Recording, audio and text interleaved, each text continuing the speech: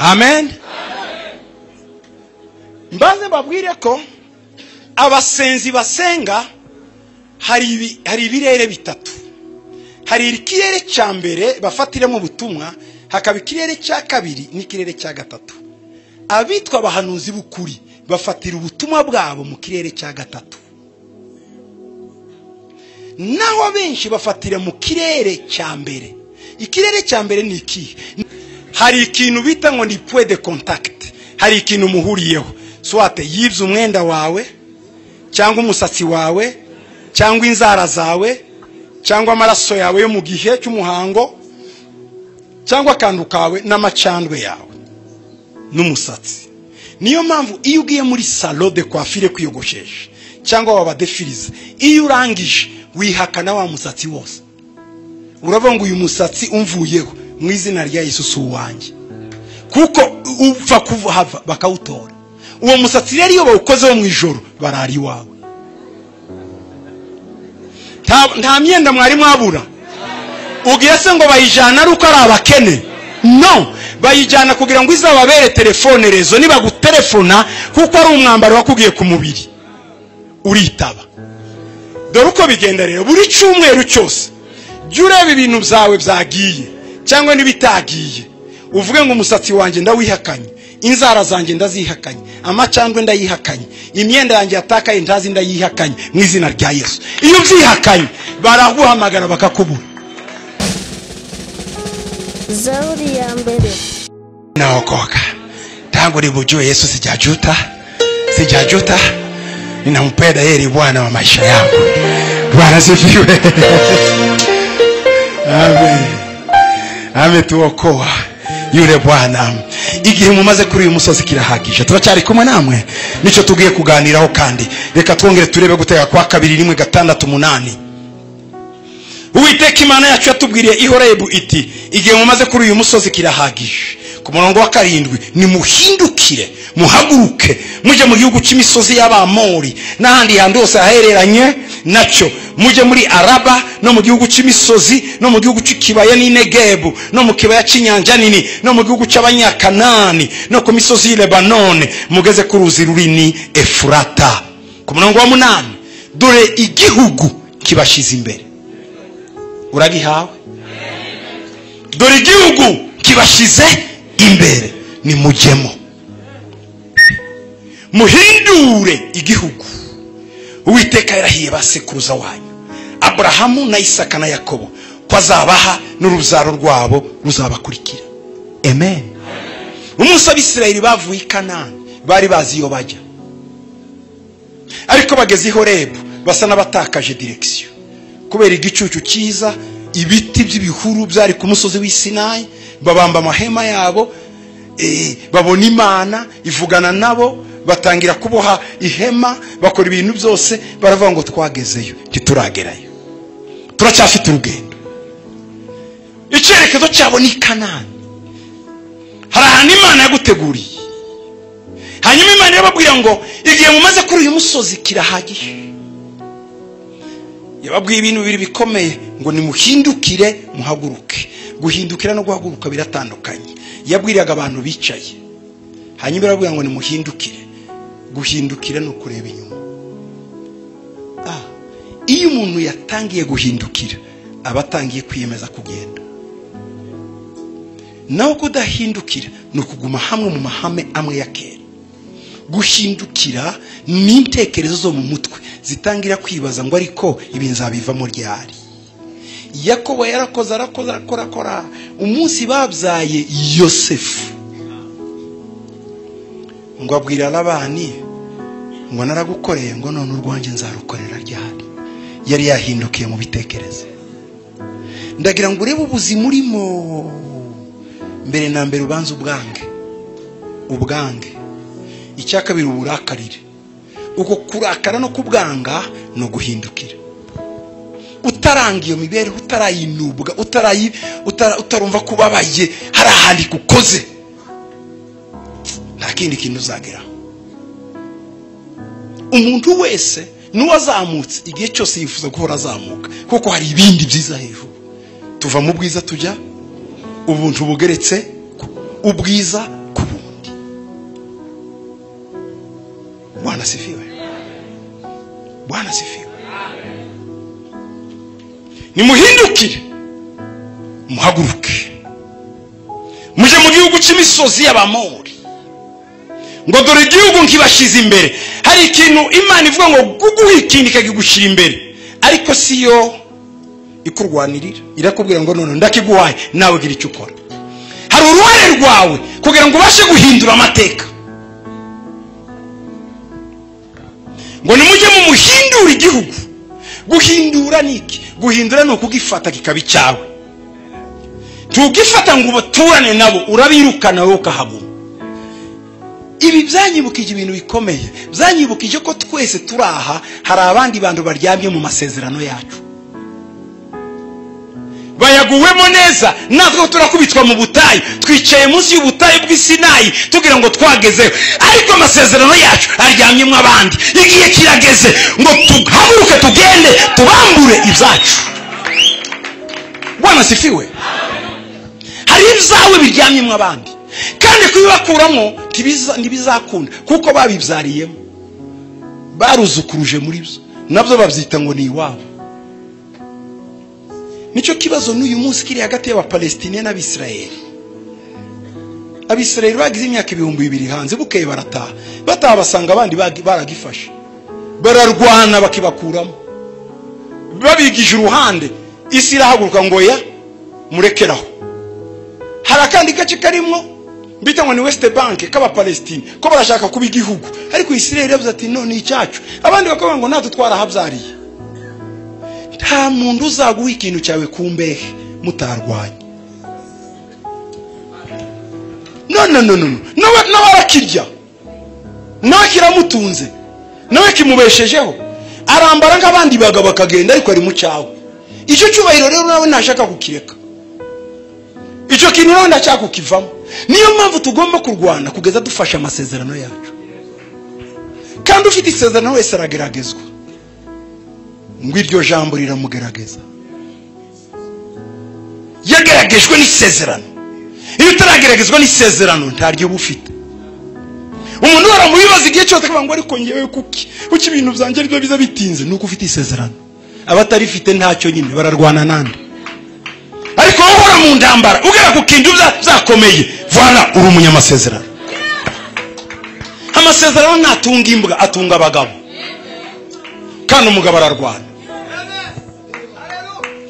Imana itumaze kutuzana kuri iyi si yaduhaye agakiza, ariko ntiyahita itujyana mu ijuru. Yaravuze ngo nawe nyereka ko uri umugabo urwana. Tugomba kurwana kugeza ibyacu bije. Tugomba kurwana, tugomba gufata, tugahindura ibyacu, kuko hari ahandi zawe biri. Kare yabwiye Yoshua ngo mpa umusozi wanjye. Undi yari yamugiriye impuhwe cyane, aravuga ngo ariko uriho umugabo ukomeye w'umunaki, afite n'abasore batatu, sizi kuzabishobora.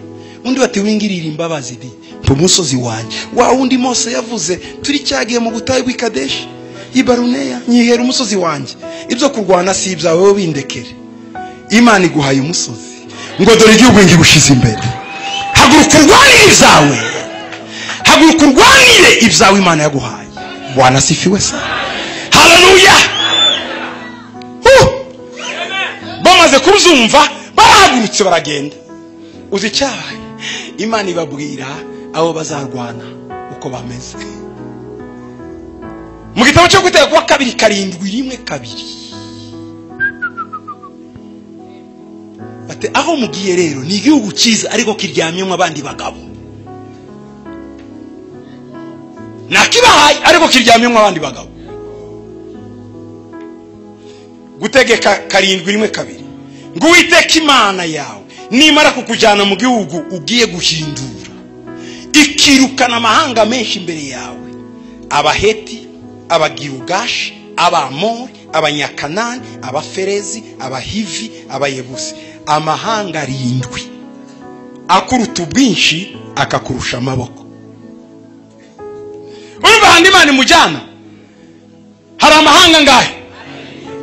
Ryo ni ishanga rimwe, ni ishanga rimwe rigiye kurwana n'amahanga ngahe, kandi ngo babarushiki ubwinshi bakabarusha n'iki n'amaboko.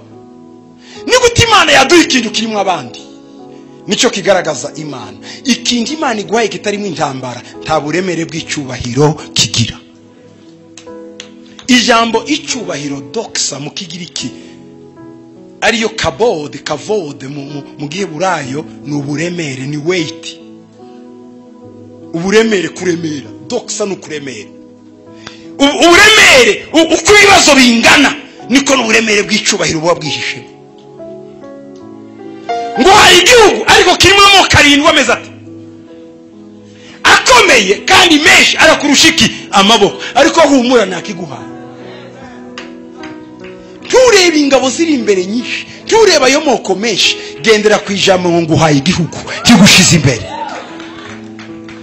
Hari ibyo Imana yakuvuzeho ku buzima bwawe. Nutarwana uzasa n'ababagabo bapfuye bagitegereje ibyo basezeranijwe. Bamaze kubona bashaje baravuga ngo reka turabashitsi n'abimukira, ngo batangira kubipepeya bari kure. Njye sindi wo gupepeya amasezerano, ndi wo kwinjira mu masezerano.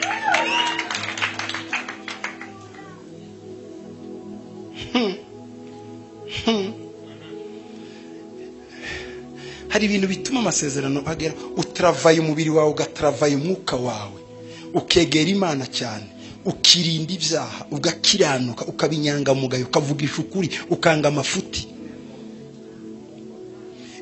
Ibyo nibyo bitravaya, ibyo nibyo bikora, nizo n'imbaraga isi itagira.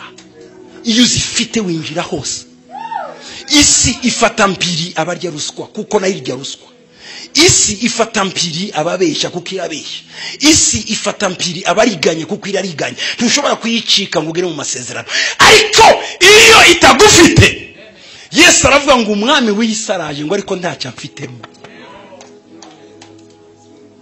Umuntu aratravaya karakteri ye, umutima wawe ukawukora, ukabona ikintu utagifite atari cyawe kikagutera amerwa ariko ntukirye. Nubwo waba ufite inzara ukavuga ngo nakubonye ariko sinkurya kuko ndaharanira amasezerano, ndaharanira ibiri imbere. Umuntu wese yifuza kuba umukiranutsi, n'igisambo cyifuza gukiranuka, kuko iyo kimaze kwiba gishakisha umukiranutsi ngo akibikire. Kiza gishakisha utiba ngo akibikire kandi kivuye kwiba. Ngo bitu byangu bana sitabiwe kakayole. Kayole asigaye hatuwe. Kera kayole ibintu byose byizwe mu mugi. Warabikurikira ukajya kubisaba ngo mungurishirize bakaguha kindi cyawe. Kijya cyawe mwarahinduye. Ubu harahindutse. Ni Soweto. Yarahindutse. Timurebe imbaraga zo guhindura ibintu mwarahafashe. Bwana sifiwe sana. Umujuri gisambo kiriba kigashakisha umukiranutse ngo mbikira, kuko nacyo ndizitikize ibindi bisambo. Iyo ufite gukiranuka muri wowe, abantu bifuza kumera nkawe. Iyo uri umugabo w'ukuri bifuza kumera nkawe. Uca ku bana, ugaca ku badamu, ugaca ku bagabo, ugakomeza uri wowe. Iyo wakomeje uri wowe, uri umu authentique, abantu barakwifuza. Kandi aba authentique ni bakeya. Ni benshi twasanze muri Bibiliya, ariko ni bakeya bavuze ngo munyigireho. Ni bake banditse babwira abantu ngo munyigireho. Abo bantu Bibiliya iravuga ngo iyi si ntiyari iyabo, ntibaraba kuyibamo, kuko barayihindura bakayisabota. Yaje kubafata igasaka ntibafatika. Yesu yabibwiye Nikodemo ngo bameze nk'umuyaga, ngo ntibamenya aho ugenda naho ujya, babona gusa ibiti bige. Donc umunyamwuka, inyangamugayo, umukiranutsi ntafatika. Kandi abantu bafite uwo mutima barakubita bakinjira mu masezerano. Bwana sifiwe, Bwana sifiwe. Amoko 7 ngo akomeye niyo muzatera. Binjiye muri ayo moko ko ararindwi. Isi ya none, ubwo ndimo ndavuga itorero rya mbere ariryo ry'Abisirayeli. iryo torero ryabo ryariyobowe na Pasiteri Mose, ryinjizwa na Yoshua mwene Nuni i Kanani. Ryagombaga kurwana n'amahanga ngahe arindwi. Ayo mahanga arindwi ni pica ya systeme y'imisozi irindwi iriho muri iki gihe. Mu gitabo cy'izahishuwe 17 ku murongo wa 9, Bibiliya iravuga 17 umurongo wa 9 ngo haniho hakwiriye ubwenge n'ubuhanga, ngo iyo mitwe irindwi niyo misozi irindwi uwo mugore yicaraho. Amahanga arindwi n'imisozi irindwi. Twebwe bo barwanye n'amahanga arindwi, ubu ko turarwana n'imisozi irindwi ngo yicaweho n'uwo mugore. Umugore Bibiliya ivuga aha ni Antikristo, ni imikorere ya Antikristo iri muri iyi si. Iyo ni imisozi irindwi. Kugira ngo tubashe kwinjira tuyikubite, Bwana sifiwe, tugomba kuba dufite imbaraga z'umwuka. Kuko bariya uwo mugore wicaye kuri iyo misozi, nituvuga umugore ndimumva umugore ufite ubugore w'umugore, oya, ni umwuka, ni imikorere ya Antikristo. Yicaye ku misozi irindwi. Itorero ry'iki gihe rirahangana n'iyo systeme. Itorero rya Musa ryari muri hangana n'amoko arindwi. Turarwana n'imisozi irindwi. Uranyumva neza? Bwana sifiwe. Imana iraguhamagarira kuvaho kugira ngo winjire ku musozi wawe. Uvuga ngo umusozi wanjye. Nibyo Kalebu yabwiye Mose nako Yoshua ngo mba iki? Mbiki? Subira mu mba? Umusozi wawe waruzi ko hari. Umusozi wawe urahari. Bwana sifiwe sana.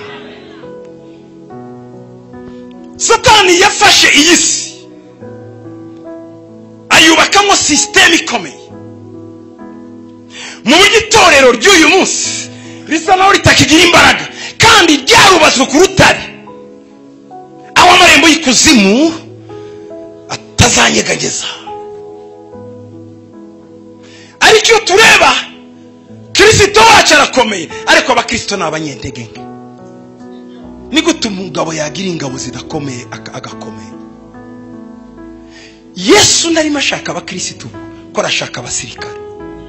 Paul yandikira Timotheo ngo uzaba umusirikare, ngo kuko nta musirikare ujya mu by'iki gihe ngo bakinejeje se, ngo ndagusaba ngo umusirikare. Yesu, Imana irashaka abasirikare. Abasirikare sabo guhora gusabaganye ngo bazaja mu ijuru, nabo gufata imisozi yabo mbere yuko ijuru riza. Abasirikare nabahindura imisozi yabo ijuru. Ubu Kristo nyabo Kristo ni ubu Kristo bwimika Yesu mu mutima bukamwimika no ku butaka uriho. Kuko Imana ikorera muri banki ibamo, Imana ikorera muri polisi, Imana ikorera mu basirikare, Imana ikorera mu badepite, ntawe itaba. Ubwami bwayo buba hose. Ubwami bw'Imana burenza gakiza umuntu akizwa, bujya no ku mikorere y'ibihugu, uko ibihugu bikora, uko ibihugu bibayeho. Systeme igahinduka. Uzi impamvu mu mbabare gatoya twahunze ibihugu byacu? Systeme nimbi. Systeme nimbi. Nubwo wabura umunyabwenge tubasha gukora muri systeme, ugomba kubanza kurwanya systeme kugira ngo ubashe gukoresha ubwenge bwawe aho hantu. Niyo mpamvu Musa yabanje kwiga systeme kugira ngo azabone uko ayirwanya.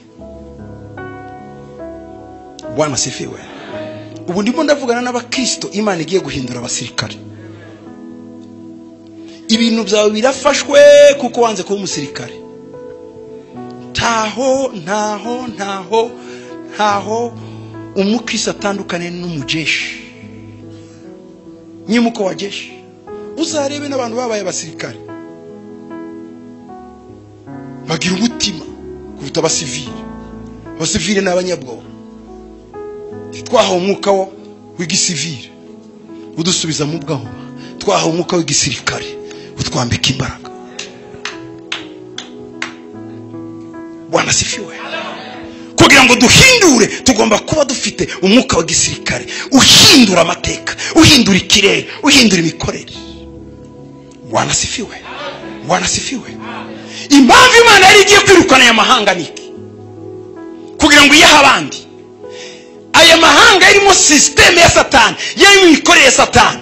Imana yasabaga bo ko bimura iyo systeme ya Satani bagaruwe systeme ye.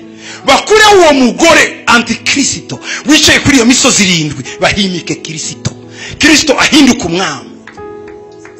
Gutera kwa kabiri gice cya 18 ku murongo wa 9 no ku murongo wa 14 umva ko Bibiliya ivuga ngo numara kugera mu gihugu Uwiteka Imana yawe iguha, ntuzige gukurikiza ibizira bikorwa n'ayo mahanga.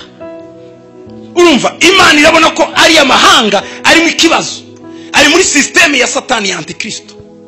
Ngo muri mwe ntiyazabone kucisha umuhungu we cyangwa umukobwa we mu muriro, cyangwa ukora iby'ubupfumu, cyangwa uragurisha ibicu, cyangwa umupfumu, cyangwa umurozi, cyangwa umwambuzi, cyangwa ushikisha, cyangwa uragurira abantu bizababaho, cyangwa umushitsi.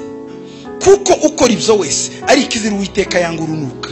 Kandi ibyo bizira umve ngo nibyo bitumye Uwiteka Imana yawe izirukana ayo mahanga imbere yawe. 13 ngo wowe utungane rwose ku Uwiteka Imana yawe. 14 ngo kuko ayo mahanga uzahindura yumvira abaragurisha ibicu n'abapfumu, ariko wowe Uwiteka Imana yawe ntigukundira kugenza utyo. Bwana sifiwe sana. Donc turabona Dore wayome ubwami bubiri. Ubwami buri imisozi 7 iyobowe na antikristo. Turabona n'ubundi bwami buraha bugomba kuyoborwa na Kristo. Hagomba kuba rero intambara hagati. Ubu bwami bugomba gufata ubu bwami buyobowe na Satani bukabuhindura. Iyo niyo mission Imana igufasha igusaba gukora. Tugomba kwinjira mu ntambara kandi tukanesha. Umva ayo mahanga ko ararindwi n'abaheti. Abambere n'abaheti. Abaheti bakoraga iki?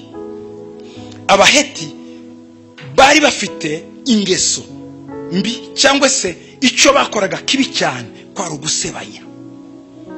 Abaheti base ubwoko bw'abaheti bwari specialize mu gusebanya.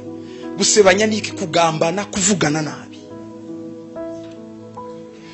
Kubeshyera abantu, kugambanira abantu.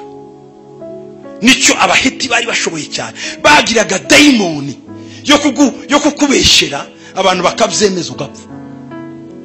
Donc umuntu akarari wawe agasiga guteranyije na quartier yose akagenda. Niwo bari umuco w'abaheti. Uyu munsi umuco w'abaheti ni uwuhe? Uyu munsi ni itangazamakuru rya none. Itangazamakuru iragusebya ukaba rishobora kugushindura utariwe. Amakuru yose mubona n'ayimpuha, amakuru menshi mubona n'ayibyago kabaye byacitse. Nta makuru yo kuvuga ngo havutse impanga 2, hari umugore wabyaye abana 3, hari umuhanda bakoze mwiza baguye, imodoka yahiritse abantu, bahora mu bintu bibi gusa. Uwo ni umwuka w'abaheti.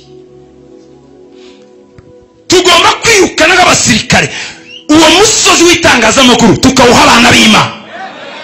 Dukeneye abana b'Imana bafite umuhamagaro w'itangazamakuru kugira ngo bafate uwo musozi bavuga amakuru yubaka, amakuru azamura, amakuru arema, amakuru meza atanga ibyiringiro abantu kwizera. Haleluya. Icyo geni tubwire abakobwa n'abahungu b'abasirikare bahagaze kuri uyu musozi w'itangazamakuru, wa mudayimoni wa antikristo azava. Wanasifiwe sana. Wanasifiwe. Uyu musozi urakomeye ku isi. Mwabonye ukuntu bakoreye publicité Covid? Mwarabibonye? Ntacyo mvuze. Ariko iradiyo ryose, televiziyo yose, ikintu cyose. Ebola yigeze ikorerwa iyo publicité. Sida yigeze ikorerwa iyo publicité. Kanseri yigeze ikorerwa ibyo. Ziriya ni imbaraga z'itangazamakuru. Itangazamakuru amaradiyo yatangiye ryari? twe muri Afrika kugira ngo tugire gushiraho amaradiyo yatangiwe n'abanyamerika bahanganye n'abarusiya. Icyo gihe bakoraga icyo bita propagande kugira ngo abantu bamwe baje inyuma y'ibihugu by'abanyamerika biyariye n'abakapitaliste, abandi nabo biyariye n'abande n'abakomuniste. Icyo gihe none bazana amaradiyo. Nicyo gihe sauti za Ujeremani zaje, nicyo gihe haje za France Inter, nicyo za Voix de l'Amérique. Ni gute iradiyo ryo muri Amerika turyumva iwacu? Ni gute iradiyo ry'Abongereza rizi iwacu?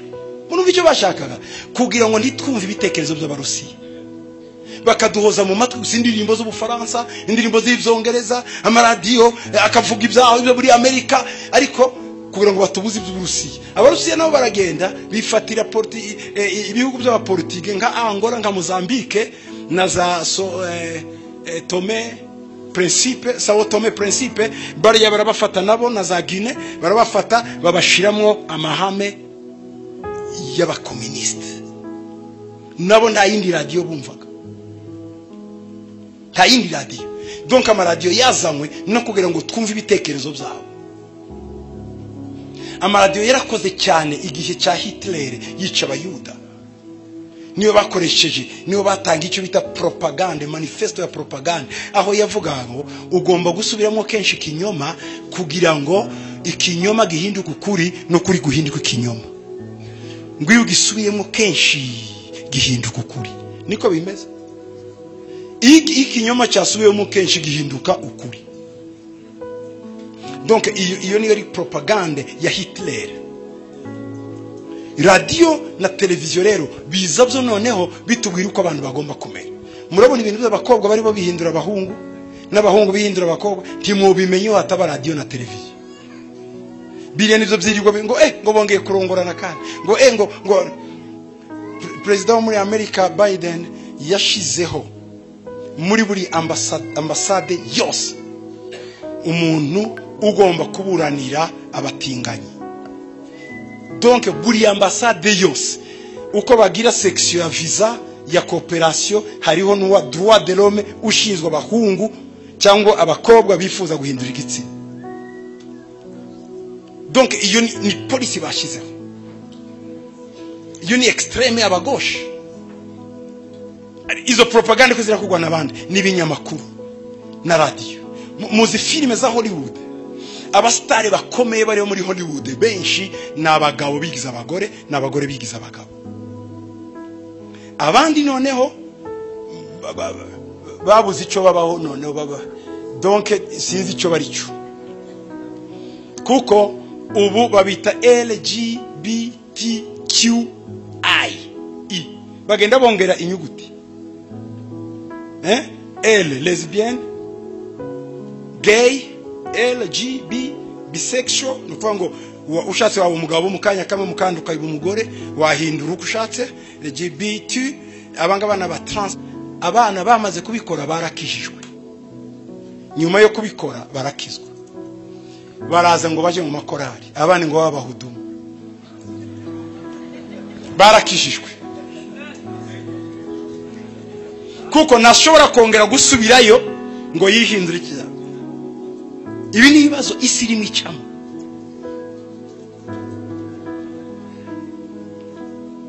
Ambo abona aba transgender, abandi ni aba Q. Q niki ni question. Abakirimo bibaza ngo se ndi igikinje. Abo nabo barahari. Ibi ni ibintu byinshi barimo bagenda bagerekaho buri munsi, ariko ikibiha imbaraga ni itangazamakuru. Bwana sifiwe. Nk'itorero rya Kristo dukeneye gushiraho abatangazamakuru beza. Muzi abatangazamakuru muri Bibiliya ni bande? Ni abahanuzi. Burya abajournaliste ni abahanuzi, kuko nibo batangaje amakuru yo kuza kwa Yesu. Batangaza amakuru y'ijuru, babwira abantu ko bagomba kwitwara. Abo ni abahanuzi. Burya abantu babwira umuhamagaro w'itangazamakuru baba muri kategori imwe n'abaprofete, n'abahanuzi. Ariko uyu musozi wafashwe nabande n'abaheti. Imana yababwira ngo mugende mukwita abaheti mu bakureho. Abaheti b'uyu munsi reka natwe tubasenge mu izina rya Yesu. Duhamagara gusinda abaheti, tukimika abana bacu ku musozi w'itangaza makuru. Abasore bafite itangazamakuru mu mitima yabo ni bande? Bashira amaboko hejuru. Muhaguruke basengere gatore. Imana ibuzuza imbaraga. Muhike uyu mudayimoni, muhagarire mu mbaraga, mwinjire mu Jesus. Muzamura amaboko yanyu n'abandi bari hari. Reka tubasengere uyu mutwe w'abaheti tukubite hasi. Bazaduhagararire, bazavuga amakuru meza, amakuru ngo mbega ibirenge byiza bizana amakuru meza byamamaza iki? Amahoro. Haleluya. Aba ibirenge byabo ni byiza. Turahanura ibirenge byanyu, turahanura akanwa kanyu, ubwenge bwanyu, muzandika ibikwiriye, muzaba abahanuzi bakwiriye. Haleluya. Bwana sifiwe. Mana ubagira abahanuzi b'iki gihe, nibandika, nibakora inkuru, nibagira bazamura itorero, bazamura ubwoko bwawe, buzuze iki kirere umugisha wawe. Inkuru z'impuhwa n'izindi zose zibave mu kanwa, inkuru z'ibinyoma zibave mu kanwa, bandike inkuru authentique. Imana ibahe umugisha. Wanasifiwe sana. Umusozi wa kabiri ni abagira ugashi, ngo muzirukana abagira ugashi. Abagira ugashi ni ubundi bwoko bwa kabiri. Ubu ni ubwoko bwa politike. Abagira ugashi akazi kabo kwarukirirwa muri politike. Politike yo guca mu kabiri kugira ngo bategeke, politike yo kunyaga amatongo no kwiba imbibi, bakagenda bagakuraho urubibi mu ijoro bakarushinga hariya. Ubu ari umwuka w'abagira ugashi. Ngo muzirukana abagira ugashi. Mwari muzi ko iyo bavuga ngo yana umuponguriye ngo agira politike, baba bavuga ko agira iki? Ikinyoma. We agira amahimba, agira politike. Kuko tuzi ko politike ari iki? Hari icyaha, ariko mu by'ukuri politike si icyaha. Gusa nuko uyu musozi wafashwe n'abagira ugashi. Abagira ugashi baragenda muri politike aho kwerekeza abantu imbere bakabasubiza inyuma, aho kuyobora abantu bakarya ibyabo, aho kuzamura abantu bakabamanura. Yesu yabibwiye abigishwamwe, arababwira ngo ngo ndifuza ko bakomeye muri mwebwe ngo babagaragu babandi, ngo kuko bami b'iyisi ngo bagira gute bakandamiza abantu. Gusa nifuza ko ari uko mu bigenze. Abami b'iyisi nibakorera abantu. Umwuka w'abagira ugashi ni umwuka wa politiki. Muzi ko politiki ikomeye ku isi. Hari ibihugu bikomeye kuri iyi si, nibyo bizabategeka uko isi igenda, uko isi igomba kumera. Iyo abanyamerika bataremera, abanyaburayi ngo bemere, abafaransa, abadage, Uburusiya bwemere, Chine yemere, ibyo bintu biba bitaracamo.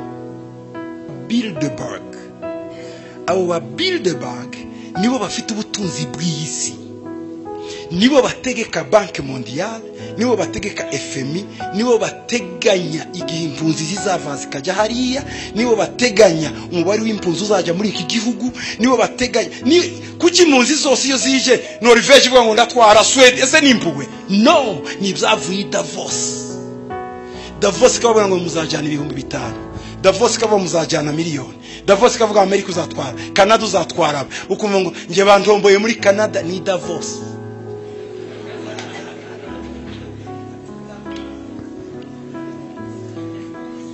Donc politique hariya baricara bagapanga.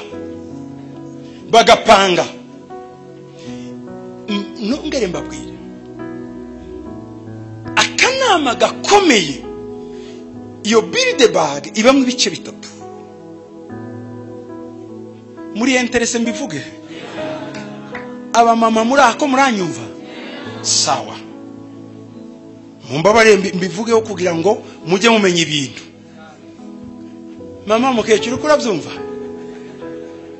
ma Davos ni mu Busuwisi, mu Busuwisi ni Buraya, mu Buraya nuzumva ma, mu Buraya naho nuko. Okay, mufite abakecuru baba intellectuel hano, ugira ngo yageze Nairobi gute n'ubu intellectuel. Ugira ngo wavuye ukagera utari mu intellectuel jamais.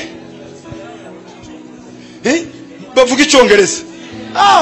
Nibyo cyababwira bari muri Amerika. Mwa good morning. Mwa mbiyo bread. barayimenya bakayibaha bread n'umugati akabwira umuzungu mpiyo bread ahusha bazi icyongereza barakibe none se niko bimera. Idevose habamo inzego eshatu. Hari urwego rwa mbere ruzi ibyo bakora, urwego rwa kabiri ruzi bikeya ku byabo bakora, urwego rwa gatatu tibazi ibyo barimo. Aba nibo benshi nibo baba muri mu byo bita ngo ni baje mu cyo bita ngo ni economic forum economic. Aba nibo bajya nibo babatekinise baje kwiga ibya banke mondiale ko bazatanga amafaranga muri fond monétaire muri FMI. Donc n'abatekinise bacu bagendayo, ariko mbere yuko ibyo biba ndimukabivuge hari umuntu wari ukomeye cyane muri guverinoma y'uyu mugabo ucyuye igihe muri kiriya gihugu ndavuze mvuyemo. Murakizi impamvu nanga kubivuga gutyo nuko ubu ngubu kuri aya ma video iyo tuvuze ayo mazina ubutumwa bararufata. Munumva wa musozi we? Okay. Hari amajambo amwe iyo tuyavuze barayafata, ubwo butumwa ndi butambuke. Ndaza kubabwira impamvu tugomba kugura amasatelite yacu mu kirere. Dufite iyo projet yo kugura satellite zacu kugira ngo tuzigira ama YouTube yacu atacha kuya. Bwana sifiwe.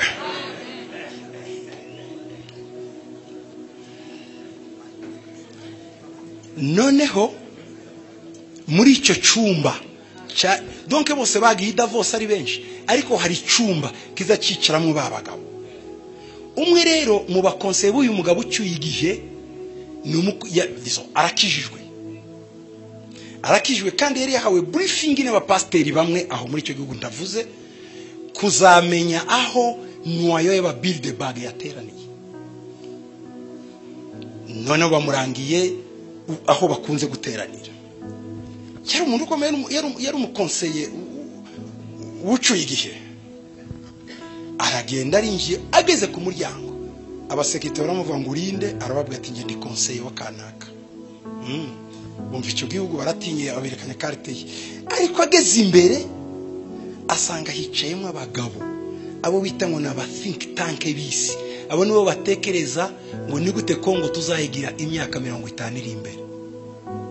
Abo nibo batekereza ni gute Afrique du Sud izambere. Abo nibo batekereza en fait gufungurwa kwa Mandela. Bari barabitekereje Davos igihe cya Gorbachev n'igihe cya Bush mukuru. Bavuga ko mu mwaka wa 19 Mandela azafunguka, namara gufunguka binjiza icyo bita muri Afrika multipartisme, za MPR zishire, za mouvement zishire, haza amashaka yose. Bijyana ivyari byarateguwe muri za 19. Ikindi cyagomba kwibanziriza kwa rukugwa ku rukuta kw'Iberlin. Rwa rukuta rw'Iberlin rwo mu Budage rwaraguye, bakuramo communisme na capitalisme. Ubudage bwagendera ku mahame y'ibihugu capitaliste, ndetse n'Ubudage bundi bwagendera ku mahame y'Uburusiya.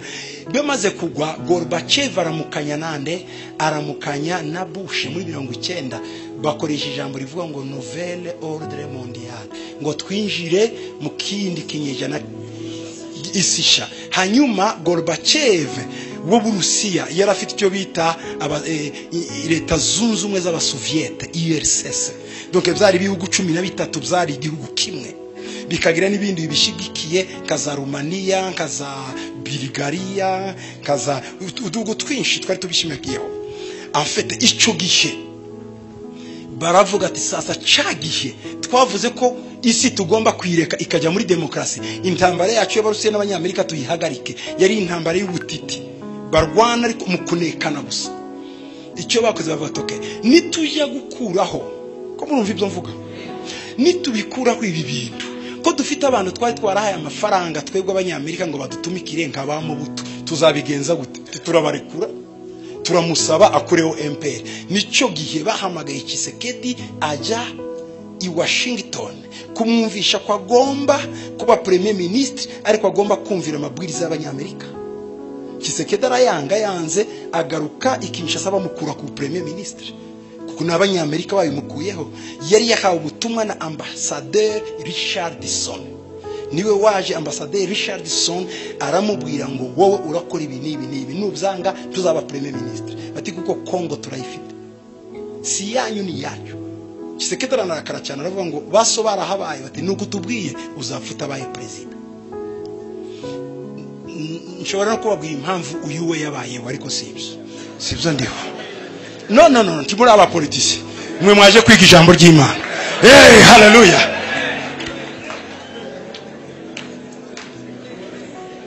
Hari abantu baje muri politike batazi iyo biva niyo bija, ugasanga umuntu yahiye umutwe ko aravuga ngo BBC yavuze wa BBC ivuga iki?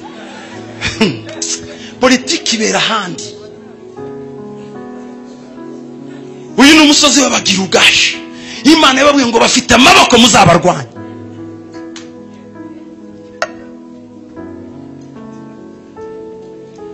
Ndabadepite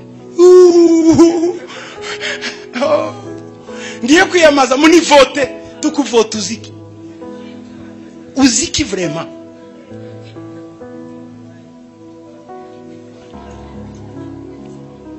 Kasubire kuri yango nanimo vuga kuri Gorbachev, hanyuma ndagaruka Davos mu ngibutse niwe.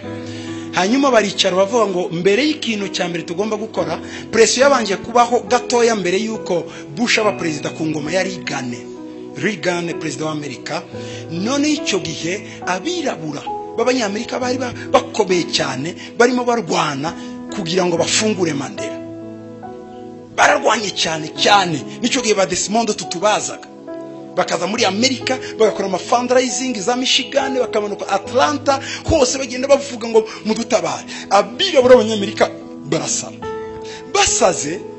Reagan agira ikibazo, tugomba kurekura Mandela kuko Mandela ntiyarabushwe n'abazungu muri South Africa. No, yarabushwe nabo mvuze ya mahanga akomeye bababwira ugashi, tugomba kubarwanya. Twahawe imbaraga, ariko buryo turwana susu gupfa kuvuga gusa ngo ndavuga ku maradiyo kuri adasakuza. Asakuza iki? Ingungura yuzuye ndisakuza. Hari abakora mu ibanga kuko politike iraturengeye. Abayikoresha n'imbaraga z'umwijima ngo na mahanga araguza kandi agaterekera, ngo nimugerayo timuzakorane nawe muzabarimbura, ngo kandi ntimuzakore nk'ibyabo. Aba bararaguza, baraterekera, bakorana n'imyuka mibi. Satani n'ubabwiye ibyo bakora. Iyo niyo politike y'isi. Uwo ni umwuka w'abagirugashi. Ereza ibihugu by'abandi imyaka 100 iri imbere, mukabona ibirundi bicamo, mukabona abanyabwenge ntacyo bakora, ariko si bo bafite imbaraga. Mu Cyongereza babita puppet. Puppet ni ibipupe. Kujya umwana akinisha igipupe akagira ngo twakinishaga inka kera, inka z'ibiti. Ijya ni puppet. Aba mubona bazi imbere akavuga ngo ndategetse ndavuze, ni puppet, ni inka z'ibiti. Uwaciye igiti cy'inka y'igiti ari inyuma yacu. Twasigaye tuzitondesheje umurongo tukazireba turi hariya. Voilà nuko abo mubona ngo na politiciens barakomeye nizanka ziri ku mirongo. Iyo ushaka gukubita ni hahandi, ariko ndi wahakubita utabarimo. Ndababwira izindi imbaraga tubakubitisha. Anyway, nge ndimo nigisha ku misozi 7 n'amahanga 7. Sindi muri politike. Abanyumva mwese pardon ko ndavuga gusa, ni mufano tu. Ni mufano tu. Amen. Amen. Hallelujah. Mirongo 9 igeze, Gorbachev president wa URSS ahura na Bush president wa Amerika, inshuti y'amabuto. Murabyumva? Yaragiye kumurekura, ariko ku ngoma ye ntiyabitinyuka, abisigira Clinton kuko mu buto yaramuhaye zahabu nyinshi na diya. muzareba amafoto ye ari mu mapale, mu maferi, mu maranch, amaferi makomeye y'inka yo kwa Bush. Mubuto yagenda akambara ikabutura bakagenda nawe. Arababwira ngo mwitonde gato manda yanjye izarangira. Hanyuma uzakurikiraho muzahite mudeklara multipartism. Ariko byari byarangiye muri 90. Birangiye bakuraho Berire, Mandela bamufunguye hatangira kuza ibyama byinshi muri Afrika. Twari tuzi ko haba empire gusa. Mu Burundi twari tuzi ko haba iki? Iporona yonyine. Mu Rwanda hari iki? Emere. Muri Kenya hari iki? Kanu. Munabisikiya? Nahi iwabo hari ibindi byinshi. Ariko hano bari baremeye president umwe ko agira icyama cyose kugira ngo baje bamubwira ibyo gukora. Ikibazo bari bafite rero bamaze gutanga multipartism ni gutema gutuba mureka mu buryo bw'ikinyabufura.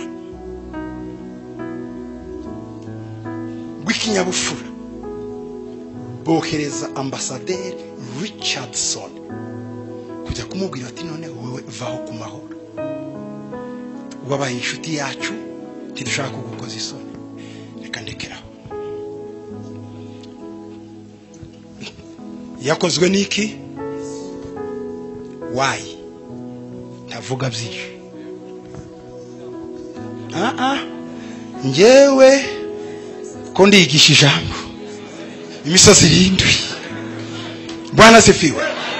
Wa mugabo rero aji Davos. Aho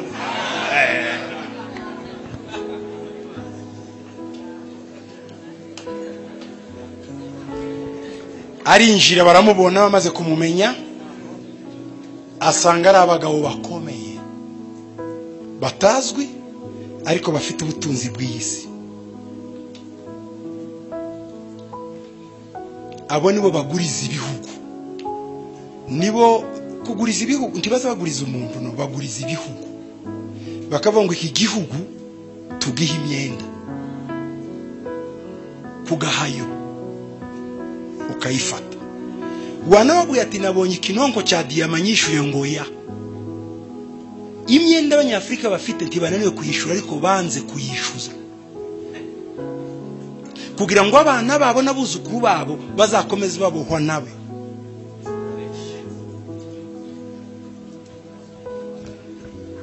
Aho warundi musozi nari gutinda, ariko ku musozi wa politike nuko arinjira asanga barimo barategura. Ndanyumva ndabivugira muri Marenga. De ko de vie de chou de mi de ni de tien de nda. De ko de vie de chou de mi de ni de tien de nda. Okay.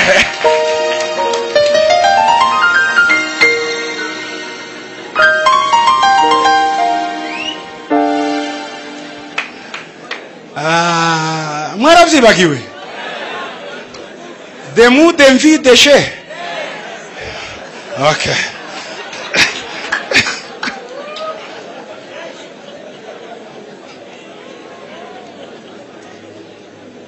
Ibirimwo bibuye umunsi naho byarimo bitegurirwa.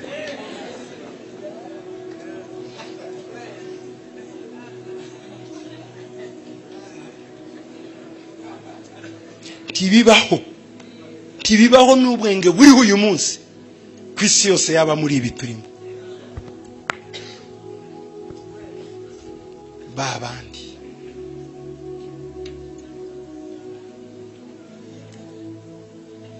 ufite amatwi yumve. Umusozi wabagira ugashi ukeneye bande, ukeneye ba Yosefu, ukeneye ba Danieli, ukeneye ba Daudi, ba Mordekayi, ba Esteri. Murahari? Uzico bakora baragenda bakinjira mu indani kuri ba bandi bafata ama decision bakamenya uko bakora. Abo ni ba Nehemiya, akaba ari bo bagaburira umwami. Akumva burya abakozi bo mu rugo bazi ibyo muvuga. Abagemurira afungura mukagira ngo ni igipfu, naho ko arumva ibyo mwavuze ndetse akitinza akazatora utuntu tutahari kugira ngo yumve nawe uko wikiriza akaba yabimenye byose akamenya ibyo mwavuze. Niko banehemeye bari bameze. Ni gute iwacu tuzahubaka tutaragera kuri bariya batubujije kubaka? Nicyo cyatumye bajya hariya, ariko kuhagera ntibagejwe n'ikindi, babanje kuba baboyi n'abazamu. Ntabwo ari abayuniversitaire ngo twize za theology za droit deje baragutinya, ariko ugenda uza n'igipfu cy'umugore gusa kaza kubura buke. Bakavuga igifaransa ndibazi kukizi, bakavuga icyongereza, bakubwira ngo s'il vous plaît ugakomeza ugenda ngutumva. Ngo weye je ne comprends pas français. Naho byose ukurabyumva. Uko niko banehemeye bari bameze. Bakumva imigambi bafatiye i Yerusalemu, bakumva imigambi bagasoma mu bitabo, babatumye ngo mujye koza mu bitabo by'ubucurabwenge mukoreho ivumbi. Akagenda asoma igihe bazagirira. Sibyo Daniel yasomaga ngo ndimo nsoma ibitabo. Byari ibitabo sebye, byari iby'ibwami. Yagendaga mu ijoro akarasoma ibitabo ngo arebe uko iwabo bazataha, ariko yageraga gute atarimo indani. Uricara gusa ugatorera ukarya ikigori hano umoja ngo nzakiza kongosha. Wowe gute uzayikiza gute? Uko bigenda? Ni bande badesida d'abord kuri ko? Urabaza badesida?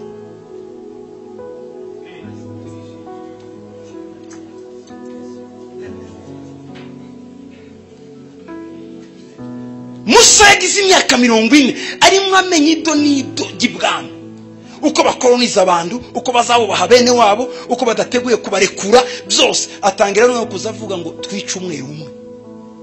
Niyo yari programme. Tuje twice umunyegiputa umwe umwe turebe ko tuzabikiza. Imana iramubwira ngo no package yose uko bigenda uzapfa kare. Ugomba kubyutsa network y'abamose, kubyutsa network y'abayoshuwa, kubyutsa ba Yosefu. Ni benshi bice Yosefu umwe abandi 100 bagasigana. Umusozi wa politiki si umusozi wo kugenda gusa n'amazuru gutya gusa, baraguturitsa ntumenye igihe waturikiye. Kuko iriya ntebe bose barayishaka, uriya mwanya barawushaka, hariya hantu bose barawushaka.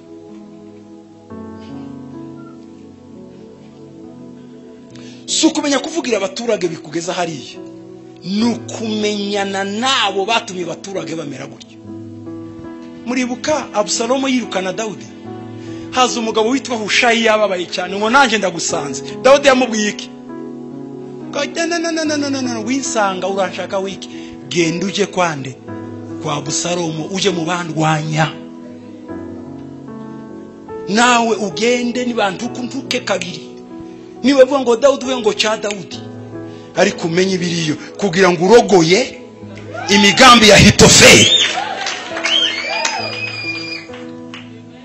Sai strategy za Dawudi zo kurwana. Yari yanze kurwana n'umuhungu we, ariko amurwanisha inshuti ze.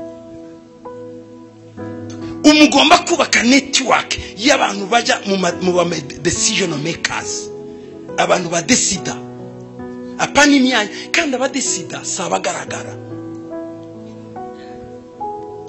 Nabwiye ababene data tujeje bundi twakiye kuri Nyayo house murayibuka, iriya nzu ndende.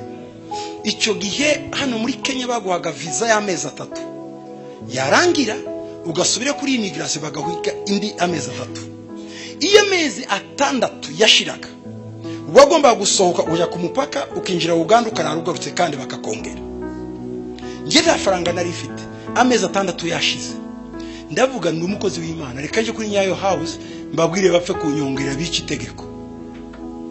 Ndagenda mageze kuri gishe kuri immigration, umugore arareba arambwira ngo we nguzi kuri iregare muri iki gihugu, kandi icyo gihe barafungaga cyane gacha muzehe moye mwaje mu gihe cyiza. Icyo gihe ndi bakinaga umudamu arangangamiye, nabandi ndapfuye ngo vuba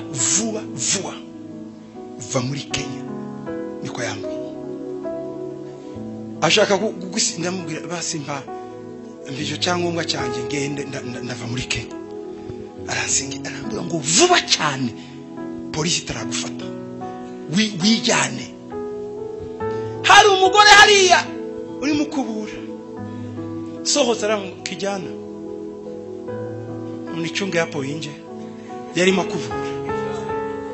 Ndavuga uyu ariko ngirimo nimucunge nini ntatikamba nawe rakubura ni nkanjye ntaki kurya umuntu wa wishavuriye. Ngiye kwira mbona mbagazi iruhande aramura ngo ni nini. Ndavuga ko se mubwire uyu vraiment yambaye kamba mbiri nagatenge ko yakubura ivumbi ryamuzuye uyu se. Umwuka atifa kumubwira ndamubwiye ikibazo cyanjye miye natoka Kongo niko hivi na hivi. Arambura ngo ke ngwicara anyicaza mu kazuka kakamabisi akora ahantu akuramo agapapuro n'agakaramu yandikira umukuru wa immigration. Aravuga ngo mwumve abakomeye sabo mutekereza. Murabyumva? Aranditse aravuga ngo zamuka kuri etage ya 20 ugende ukoma urabona umuryango wa 10 ukomangeho niwe mukuru wa immigration muri iki gihugu. Umuntu wese uza kukubaza kugufata umwereka akanote.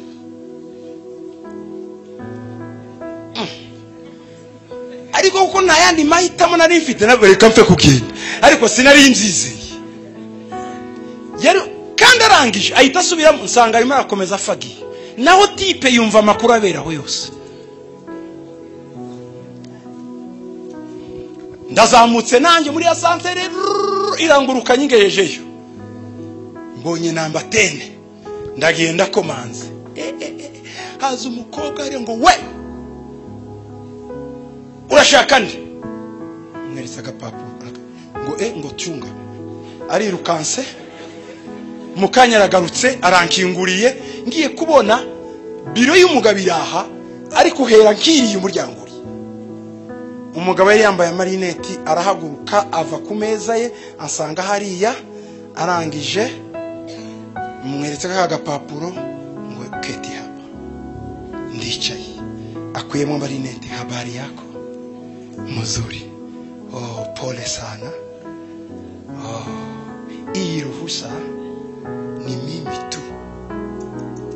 Ni mimi tu. Ngo ni njewe wemerewe nyuma y'amezi 6 kwemerera umuntu kuba hano kandi. Bati ni njewe na ministre wa interieur tawundi. Afata kasha kubitamo. Arambwira ngo ube muri Kenya igihe ushaka.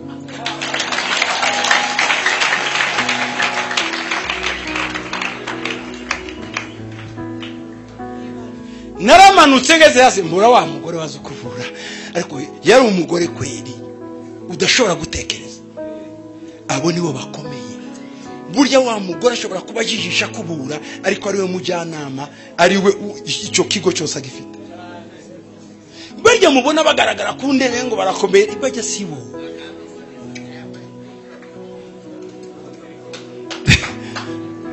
Rero iyo ushaka kwinjira muri politike ubasha ugenda urunguruka umenye icyumba kiba mwabo bantu. Iyo wahamenye ubugiye kuzingura umuntu yakwibaza ngo se turahagera gute. Si cyo kibazo aho twahagera gute biroroshe cyane. Iyo uri umwizerwa ku Mana ukagira ishyaka ry'abantu ry'igihugu cyawe ry'ubwoko bwawe ugasenga ukabasengera Imana irakuzamura nk'abadaniyeli. Ukagenda urogoye imigambi myinshi yakavuga bayiriho. Hari byinshi mwene abo bantu barogoye ariko ndibasakuza ariko ndibavuga ariko dukene abasakuza nabo barakenewe kuko baramenyekanisha ariko bigumaho. Ariko binjira muri babandi bahindura imigambi n'abandi. Bwana sifiwe sana. Turasaba rero turasabira abana bashaka kujya muri politike bakubita umwuka bagira ugashi. Murahari kugira ngo Imana ibinjize hari ibaho umwuka wari kuri Daniyeli, wari kuri Yosefu. Abo ni abantu bazi kurotora inzozi. Abo ni abantu basobanura menemene tekele ufarisi. Bwana sifiwe. Abo ni abantu bahinduka igisubizo cy'abakomeye, yarangiza akakugira umukonseye we. Haleluya, haleluya. Basobanura inzozi, babura bazisemura bakabaza ngo ni bande, bakavuga ngo abo bazisemura baba muri prison. Ntabwo baba mu mihanda, ntabwo baba mu mapare, baba muri prison. Kuko nabo bakorera ibintu muri prison bihishe. Turasabira abo bahungu n'abakobwa kugira ngo Imana ibahe umwuka wa Yosefu. Muhaguruke tubasenge. Bahungu bashaka kwinjira muri politike n'abakobwa. Kandi icyo mbasaba, ntimurebe gusa politike y'iwanyu Kongo, urebe niyo muri Australia. Nuramuka ugiye uzaba umudepite muri Amerika, uzaba umudepite mu Bwongereza. Naha muri Kenya muzakore neza, uzabe chef. Bihera ku bushefu, uzabe guverineri. Ntimurebe gusa iyo mwavuye, murebe naho muri. None se bazorobabeli bamoridekayi tibari wabandi? Wanasifiwe. Turasaba ngo uwo mwuka wa politiki wamanuke. Uwo mwuka Bibiliya iravuga ngo ni umwuka w'ubutware. Mwami Yesu rasi abamori hasi. Abamori ni umwuka w'uburezi, education. Education y'uyu munsi irapfuye, bigisha abana ibintu bibi cyane. Kirikiri umuzirimo zikorwa, abana bacu bigiraho nimbi. Nibura muri Afrika baracyahanyanyaza gato, ariko hanze ubu mu maeta amwe muri Amerika bamaze kwigisha abana ko umuntu nta gitsina gira arakiremera. Nta mashuri barimo baba. Ngo niyumva muri ubu ushatse kuba umukobwa vuba baragufasha birangire. Donc ko barabibigisha. Usigaye ubaza abana babwira ngo se umutinganye ni mwiza, ngo nta kibazo. Ngo nawe ni Imana yamuremye, niko babigisha. Donc education yarapfuye. Mwari muzi ko abanyabwenge biyise aribo bahakana Imana? Abanyabwenge biyise kubera iki? Babigisha science, ariko ntibabigishe conscience. Ntibabigisha umutima, babigisha gusa ubumenyi. Kandi ubumenyi budafite umutima ni ubujiji. Kubera iki? Iyo umuntu adafite Yesu azahinduka umuntu nk'abandi nubwo yaba afite ubwenge. Umugabo ukomeye Jean Paul Sartre ubona babwiye Sorbonne, yaragiye arigisha, bamuhaye kwigisha, yari umufilozofe, kwigisha abana, arimo abigisha kuri liberté, ubwigenge, libertinage. Bwari ubwa mbere mu Bufaransa abasore bo muri université bari ku Sorbonne, arimo atanga conference Jean Paul Sartre ababwira ko bagomba kugira umudendezo kugeza n'igihe bambara ubusa. Uri professeur yari mubivuga muri conference auditoire itangiye, yaje kurangiza abakobwa n'abahungu bose bambaye ubusa bazenguruka umujyi wa Paris. Banyina bavuza induru, base bavuza induru. Uwo wari mu buyabwira ninde? Ni umuprofesseur, un grand philosophe. Wambwira ngo uwo ngubo afite ubwenge? Ntabwo afite. Yagaburiye ubwonko ariko asonzesha umutima. Ubugingo burasonza. Turasaba ngo Imana ihagurutse abarezi, dukubite umwuka w'uburezi Satani yamanuye yazanye, ari wo mwuka wa Muri. Twafatanya gukubita umwuka w'abamori, reka tuwirukane. Turasenya umwuka w'abamori mu izina rya Yesu. Turazana umwuka mwiza. Imana igahagurukiriza abarezi, abahungu n'abakobwa bashobora kurera neza, bakigisha abana bacu neza, bakamenya Imana, bagatozwa inzira bakwiriye kunyuramo, bazarinde basaza batarayivamo mu izina rya Yesu. Turasabira abo bana n'abarimu beza mu izina rya Yesu. Amen. Irindi shanga bagomba gukubita hasi n'ijya abanyakanani. Imana yari yabahaye devoir ikomeye. Bwana sifiwe. Abanyakanani bajyanaga n'ibintu byose byitwa ubucuruzi, umusozi wa ekonomi. Kuko nicyo bakoraga cyane.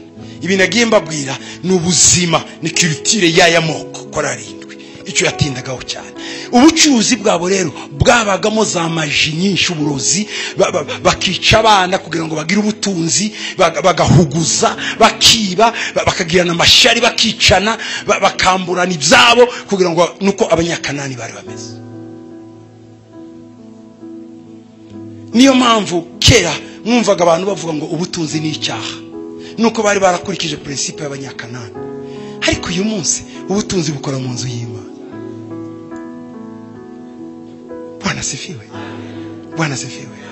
Inzu Salomo yubatse yayubakishije ugereranije n'amafaranga y'uyu munsi imiliyari 175 z'amadolari y'ubu. Miliyari 175 nizo zari zarubatse urusengero rwa Salomo. 175 miliyari, billion, 175 billion.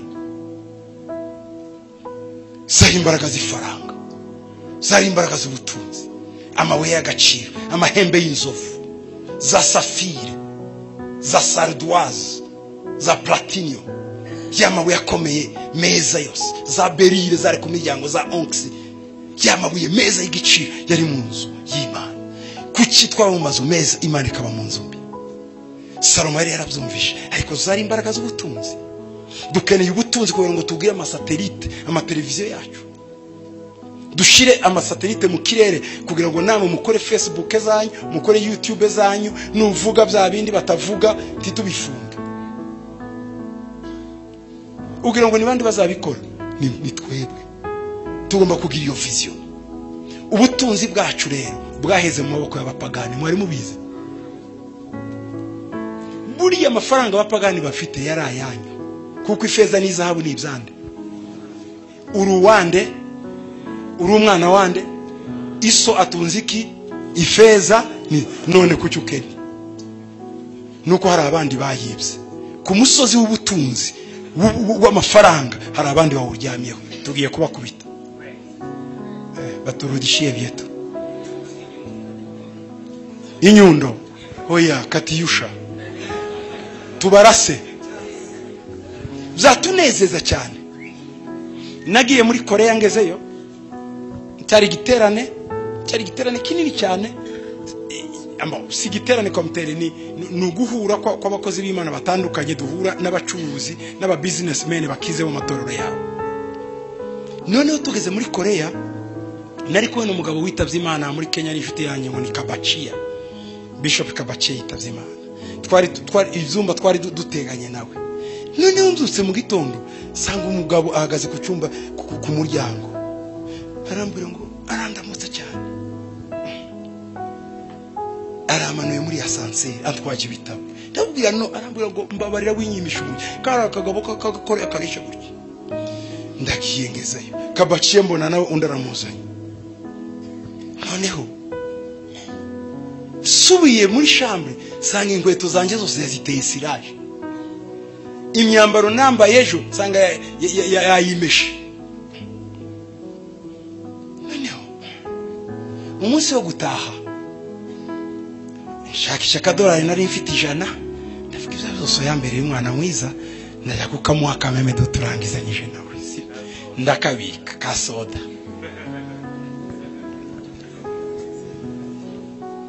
Noneho hari abapasteri b'amatorane akomeye, itorero ryo kwa Yongico, iry'aba presbyteriye, iry'abapatiste n'itorero ry'abamethodiste.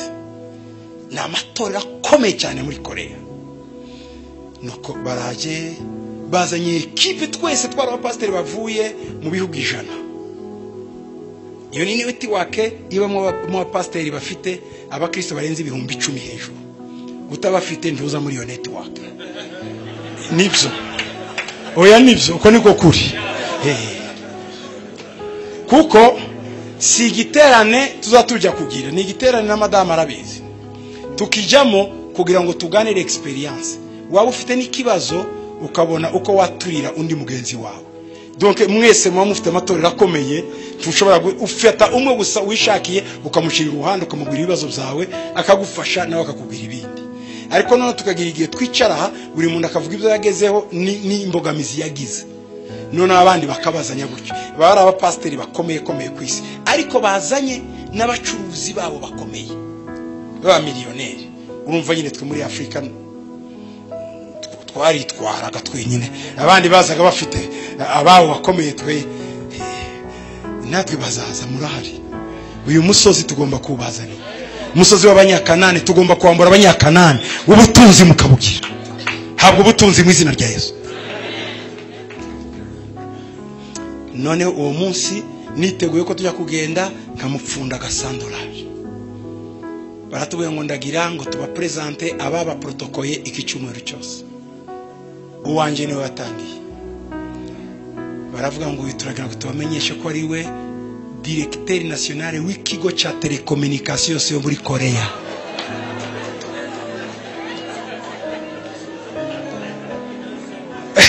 Korea telecommunication. Telefone yaha ikomeni Safaricom, president wa Safaricom mu gihugu. Noneho ngira ngo sinumvishe aruko n'icyongereza cyabo mbaza kabaciya avuze iki, bati ceceka nanjye wanje namumenye.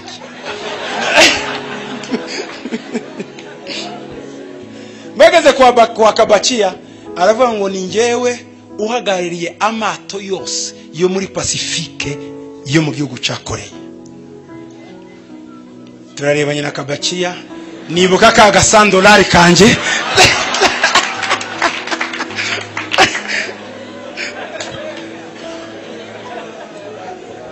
Reka mbabwire byatumye nshakisha kumenya amafaranga ahembwa. Nasanze ahembwa amafaranga gusa asanzwe hatarimo amabonisi n'ibindi byose. Yahembwaga ku kwezi $35,000 by'amadolari. Nari mfite $100. Ariko nanje niko nari mfite. None ngiye ikibazo nkamuhe sinkamuhe. Histoire ndirarangira. Bwana sifiwe. Bwana sifiwe. Bavandimwe, hari abandi uyu musozi w'ubucuruzi bawufashe. Niyo mpamvu mubona abakorera bagira amatorero hose. Ntabwo ari leta izibaha, n'aba Kristo babo miliyoneri.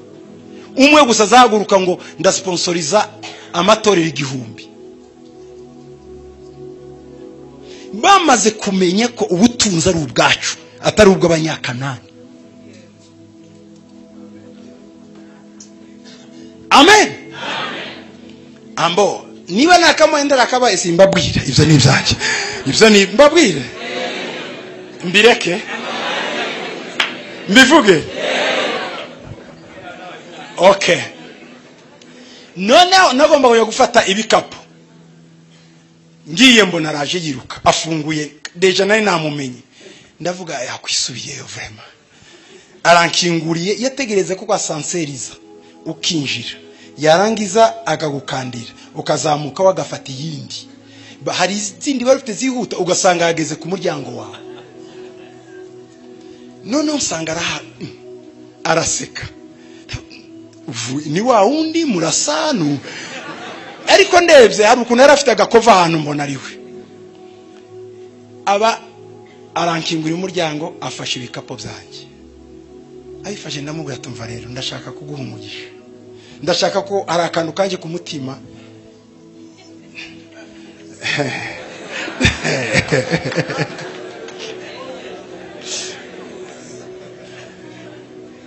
Ariko boy icyo gihe ndavuga reka nongereho yandi. Kuko narebye umuntu ngiye guha ndavuga reka nongere handi abe nka 500. None ndamubwiye mu byukuri akana gaturo ko gushima. Arambwira ngo ngo mpembwe $35,000 ku kwezi.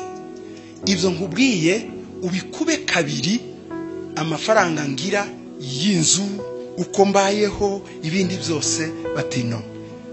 Batahubwo ni ugomba kuguha. Simbabwira ko yanga. Aho ngaho sivuga. Umva nanje navuze byose. Ibyo sivuga. Aho sivuga. Mwabimenye. Sawa muri abana beza. Muze kumenya ibintu kare. mugira umwuka wo guhishurirwa kandi ibyo wamenye nyine nibyo. Icyo si ikibazo rero. Indege yanjye ngewe abandi bagomba kugenda uwo mugoroba, ariko indege yanjye yari ejo. Baramfata n'imodoka banjyana muri hoteli mu mujyi. Bwari ubwa mbere mu buzima bwanjye mbonye hoteli. Nagenze mu mahoteli menshi, kandi babwira ngo amahoteli koko nayagenzemo, nayarayemo amabi, ndara mu meza mwayisumbuye nayisumbukuruje, ayo nayarayemo. Zinyenyeri 7, 5, 3, 1 na Koroboti Lodge ya hano. Koroboti Lodge ya hariya Parkland aho banyibiye. Donc aho hose ndahazi. Zino kurara munsi y'igiti bengamisa nsenga mu mubu. Ngezemo naho iyo hoteli ni y'abakristo, yitorero rya Methodiste ariko y'abakristo. Bampaye agakarite k'icumba. Ngeze mu cumba mburaho bakiza umuriro, kandi mu abagabo mwe naragenze. Ndazengurutse binaniye nkoresha agatoroshi ka telefone. None cyane y'ubwoba ni mukiza. Sanga icumba nta gitanda, nta kabati. Ndavuga ariko abantu frema, nta muriro, ndavuga buriya nuko abandi batashe ariko se nta nagakeka basi mu nda. Ndabitekereza ubwo ni bumwijima mwinshi. Ndatangiye ndasenga ndavuga niko injili ni vile tugomba kwemera ibyiza n'ibibi, tuwapokea kwa mkono wake mateso na noko. Ariko ndavuga kamemere kambaze singase n'umuswa, mbaze basibanyereka amatarari nubwo narara aha. Ndabanutse evo ndababwira ariko nta matara nabonye. No batoke umusore araje turajyana. Naho bari bamaye akantu kagakarite karimo utuntu twinshi. Agize gutya akoze kurika mu matara ngo wa. Agiza kandi igitanda kiva iriya kiraza gishashe. Akoze kuri telecommande akabati karahagara. Niko nari mfita ko. None namubwira Sawura koza aragenda. Na dusha arayizana ariko none igihe cyo koga. Nibagiye kumubwira uko amazi. Ndavuga ati ibyo byose nabimenye nanjye ndideburiye. Kandi nibinanira ndarara ntuze. Singiye kwigwa ngorana. Shaka dushe mu abantu. Ariko ngamenya ntabone ko ari icyuma cya dushe. Ariko se nkareba hari umwenge niki nta mwenge ntaki na yamaza manukana. Ndasenga ndavuga ahangaha nkeneye umwuka w'amasengesho kugira ngo Imana mbishurije.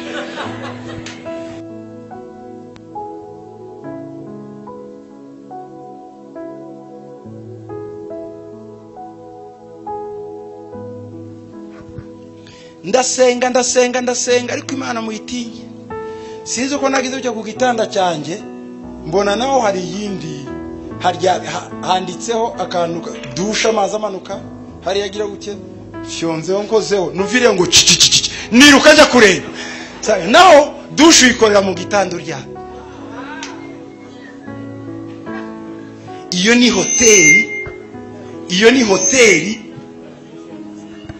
ni hoteli y'abakristo, si y'abapagani. Kuko bamenye ko Imana ariyo nyiri feza n'izahabu. Ariko iyo hoteli ntizamvamo. Nahani zangenda hose nzashakisha sindayibona. Ibintu byose green bisa neza cyane. Ikintu cyose ukeneye nakoze ahantu mbona televiziyo iraje hariya mu gisika. Ntangira gukorakoraho za emission ziraza. Ndavuga ariko abakoreye abageze kure. ariko nta kindi cyabageje kure ni faranga. Imana ibaha ifaranga, ihagurutse abakobwa n'abahungu b'abacuruzi, abagabo n'abagore b'abacuruzi, ariko ntuzihererane ayo mafaranga, uzayazane mu nzu y'Imana. Twubakire Imana inzu. Amen. Turakubita umwuka w'abanyakanani hasi mu izina rya Yesu. Umwuka w'ubukene, umwuka utuma amafaranga ajya gusa mu batarakebwe mu Bafilisitiya. Ayo mafaranga nagaruke mu nzu y'Imana, naze mu bana b'Imana. Akira mu izina, habwa mu izina. Gira gucya amaboko yawe. Mana icyo azakoraho cyose ugihumanure, kizahabwa umugisha. Tubura mu biganza bye, umuha umugisha w'amafaranga mu izina rya Yesu. Urufaranga azakoraho ruzatubuke, mukuremo imivumo y'iwabo, inyatsi z'iwabo, ubukene bw'iwabo, umwuka w'abanyakanani. Turamuhanurira gukira mu izina rya Yesu. Haleluya, haleluya, amen. Urumva kwirukana abanyakanani ntibyari byoroshye. Kugira ngo umuntu wirukane ubukene bw'iwabo bisaba kurwana, ariko wizere ko Imana yabukubise hasi. Iyo mizi yabwo ya karande yashigutse yavuyeho. Bwana sifiwe, Yesu ashimwe cyane.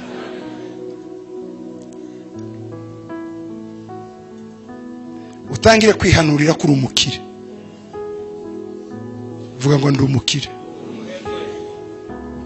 sinzakena, nzakira, nzatungisha benshi, nzaba isoko y'umugisha. Amen. Umuntu wa mbere Imana yahamagaye wa mbere ikamukura uri wa Karidayo yitwaga nde? Yari pasiteri? Yari iki? Yari umucuruzi. Uyu tuzatwigana kwizera ko Imana ya Aburahamu yari umucuruzi. Ntabwo yari pasiteri, yari apotre. Yaracuruzaga. Umwana we nawe amwigisha gucuruza. Isake nawe yari umukire. Isake yari umukristo w'umukire. Iyo tuvuga ngo Imana ya Isaka ni Imana y'abacuruzi, Imana ya Aburahamu ni Imana y'ifaranga. Tuvuga ngo Imana ya Aburahamu niyo kwizera ni biriya biza nyuma. D'abord yari komersa, Imana y'abakomersa, Imana y'abacuruzi.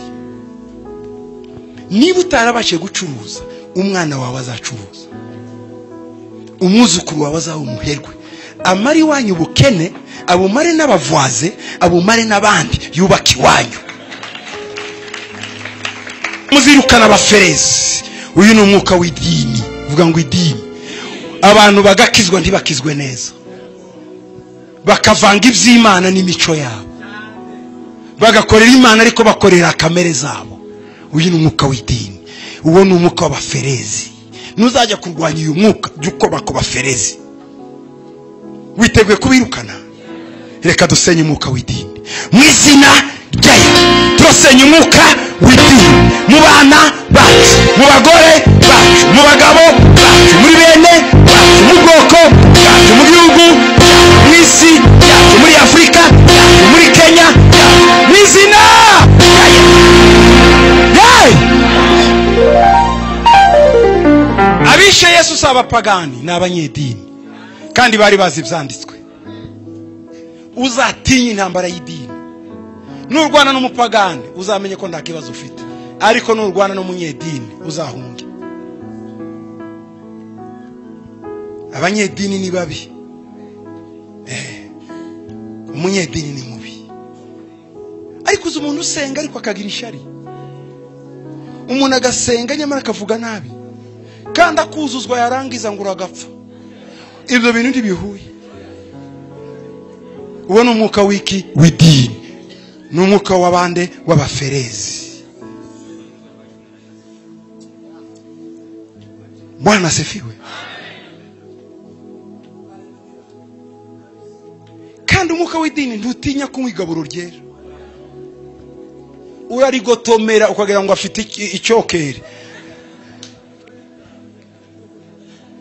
Murabyumva? Umwuka w'idini impamvu reka mbabwire, iyo turi muri deliverance twirukana abadayimoni, hari abadayimoni batagenda n'abandi bagenda. Ndakubwira itandukaniro ryabo. Abadayimoni musengera bakagenda ni imyuka mibi. Iyo muvuze izina rya Yesu irahunga. Ariko dayimoni utazugenda ni umwuka w'umuntu. Umwuka w'umuntu ni mubi cyane kuko nawe uza nka dayimoni. Urya ntutinya kuko uri munsi y'amasezerano, uri munsi y'amaraso ya Yesu. Iyo uvuze ngo mu izina rya Yesu nawe uvuga ngo mu izina rya Yesu, uwo ni umwuka w'umuntu. Umwuka w'abantu uzanwa n'abandi, uwo ni wo mwuka w'abarozi, umwuka w'abanyeshari. Burya umunyeshari n'umurozi ni amahasha. Oya nibyo. Icyaha cya mbere cyatangiye si cy'uburozi ni icy'ishari. Kayini yica byari ishari, uburozi bwaje bukurikira burakurikira. Donc nubona umuntu ugira ishari aba ari umurozi. Ikindi gikomeye, ishari ndiriza ryungwa. Kandi iyo umuntu agufite ishari abandi ntibabimenya, ariko wewe muramenyana. Nico kibi cyaryo. None warangiza wabwira abantu ngo yaranyanga ukabura ibifatika. Mubana akavuga ngo ariko ni igitangaza ngo uyu muntu azambohotera, ariko muraziranye. Agukorera utundu tw'iruhande wabwira abantu ntibabibona, ariko mwemi muraziranye. Kandi none sinzamurambusa abantu bakaza kubunga. Ntawuza wunga umwuka w'ishari. Uwo wari umwuka wari hagati ya Sauli na Dawudi.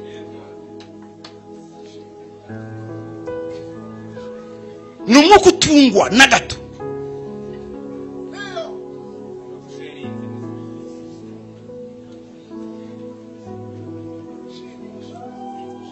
Umwuka w'ishari rero niwo ugira imbaraga zawo, ukurura umwuka w'uburozi. Umwuka w'uburozi ni iki? Ni esprit humain, ni umwuka w'umuntu. Donc dore uko abantu bateye mu buryo muri ranke z'isi y'umwuka. Hari Satani Luciferi. Satani Luciferi agira ibice bibiri. Hari batayo yavanye mu ijuru. Iyi ngiyi nibo baba marayika baguye bose. Bagira amakategori yayo. Hari abategeka ibihugu, abategeka imiryango, ababoha abantu ku giti cyabo. Iyo umuntu apfuye hari umudayimoni uzumugendaho. Iyo akijijwe uwo mudayimoni agenda kure, marayika akamuba hafi. Yakora ibyaha umudayimoni akamwegera, marayika akigirayo. Iyo umuntu rero apfuye ari umunyabyaha, iyo apfuye umuzimu uragaruka. Icyo mwita umuzimu niki? Ni wa mudayimoni wabanaga nawe aza mwiyitirira, ni wo muzimu. Turabyumvikanye? Ni wo muzimu. Ariko uwo muzimu si wa wundi. Bimwe bakora ngo turaterekera imizimu y'abasogokuruza, no ntibari basogokuruza, ni umudayimoni bakoranaga nawe. Amaze gupfa none uramwiyitirira. Kuko yabanye na famiye yose, aza umuryango wanyu, aza uko isekuruza bibana. Uwo ni umuzimu. Iyo ni batayo ya mbere ya Satani. Batayo ya kabiri ya Satani ni abantu bamwihaye. Abantu bamwihaye bakamuha umutima, abo nibo abambere n'abanyeshari. Hagakurikiza abarozi. Murabyumva neza? Kuko abarozi n'abanyeshari muri ranke mu bipimo byo hejuru, abanyeshari barasumba abarozi. Burya abarozi ni batoya ku banyeshari.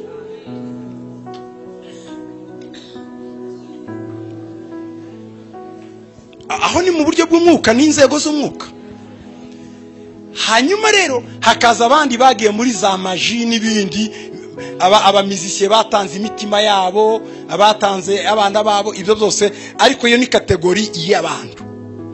Kurwana rero ni imyuka niyigora kwirukana.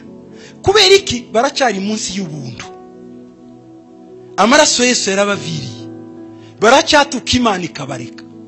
Kuko ikihanganye izi ko bashobora gukizwa. Iyo mwirukanye rero umuzimu cyangwa se umwuka w'umurozi w'umuntu, uyarabagora muvuga ngo mu izina rya Yesu nawe akavuga mu izina rya Yesu. Ni gute umuntu rero yirukana uyu mwuka? Nzababwira ngarutse. Ndabwire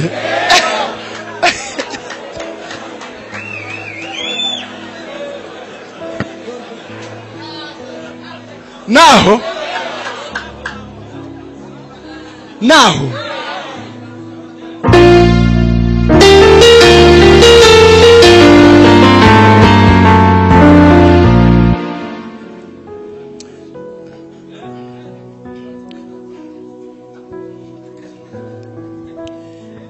dore ikintu uzakora mbere na mbere. Igihesha umurozi imbaraga ni umwuka w'ishari.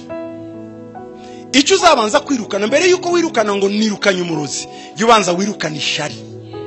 Kuko iyo ukubise ishari uba umukubise.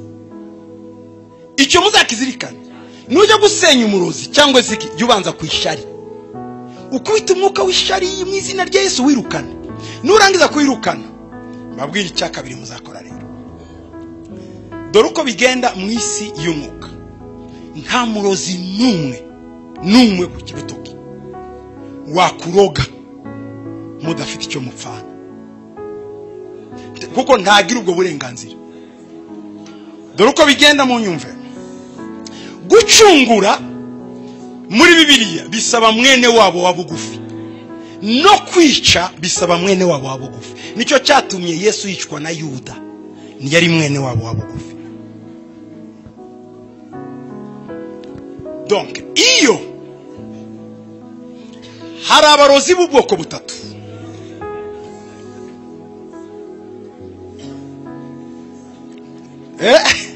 Aho sawa, reka ndababwira mwihangane.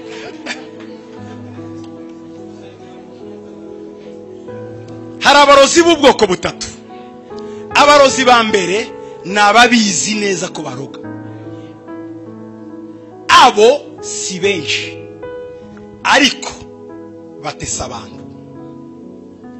Abarozi babizi neza ko baroga ntabwo ari benshi. Muri nta famiye itamugira. Munyumve neza. Iyo utamufite iwanyu muri famiye, umugira kwa baso wanyu, mukamugira kwa basokuruza wanyu. Donc muri famiye yo hafi, uwo umwe uroga bizi abarimo. Munyumve rero uko tuzabitsinda.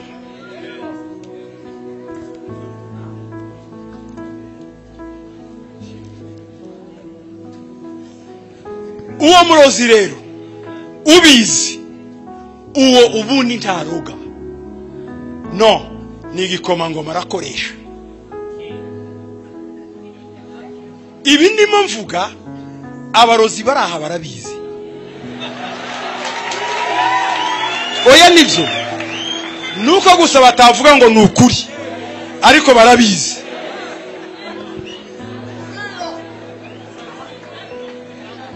Amen.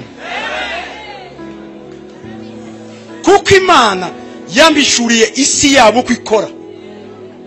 Nge naganiriye n'uwo banyoherejeho kunyica yitwa Kasongo, yari umusore ikisangani.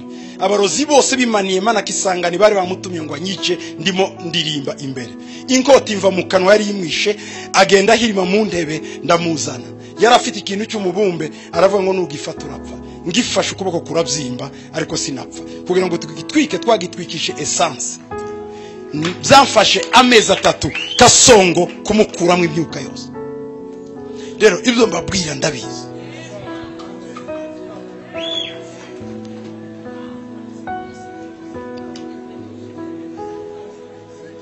Ubwoko bwa kabiri bw'abarozi n'abantu baroga ariko bakaroga batabizi, inconscience, mu rujijo. Igihe cyose musenga nibo mubona kandi mu by'ukuri sibo baroga. Abo nibo benshi bise ngo n'abarozi. Burya nibo wapfa guhumiriza ukamubona, urya siwe n'uri inyuma ye. Abantu benshi kandi abo barabibona ko bajanwa ahantu bakora ibintu none kuko bari muri subconscient, bari hagati yo kubimenya no kutabimenya. Abo bari mu rujijo ukuntu akabona arimo arakoreshwa ibintu asinziriye cyangwa ararya cyangwa arajya ahantu agakanguka naniwe ariko ntamenye ibyo ari byo. Abo benshi nibo abasenga babona, abo benshi nibo abantu bakekera, nibo bitabaruze kandi bikabababaza kuko ntibabizi ko babikora.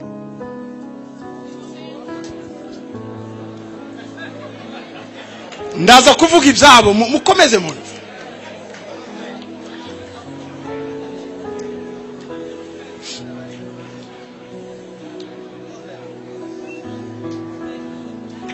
gusa abo ngabo iyo babonye umuntu muzima umwegera akubwira ibyo abona nawe ukumva, ariko ati ariko igihe mbona ndimo nkora ibi, ashobora kubikwemera ariko byinshi biramwibagira kuko asa n'urota kandi n'utarota. Abo ni muri subconscience, bari mu kutamenya no kumenya gatoya. Ariko abo ni iyo bakomeje gutozwa kuko barya barabatoza, bazagera mu kigero rero nabo babimenya. Bwana sifiwe sana. Abagatatu bo bararenganye cyane kuko ni imibiri yabo abandi bitiza, bakitiza isura zabo, imibiri yabo, mu nzozi ukamubona ukaba ahantu hose, amaze bikabababaza kuko atarabarozi, ariko bitiza imibiri yabo. Ni gute rero bitiza imibiri yabo? Ni gute nari bari abaroga babizi batabizi? Bigenda gute?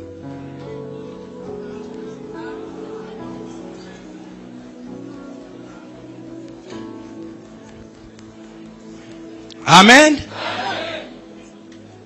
Mbanze babwire ko abasenzi basenga hari ibirere bitatu. Hari ikirere cya mbere bafatiremo ubutumwa, hakaba ikirere cya kabiri n'ikirere cya gatatu.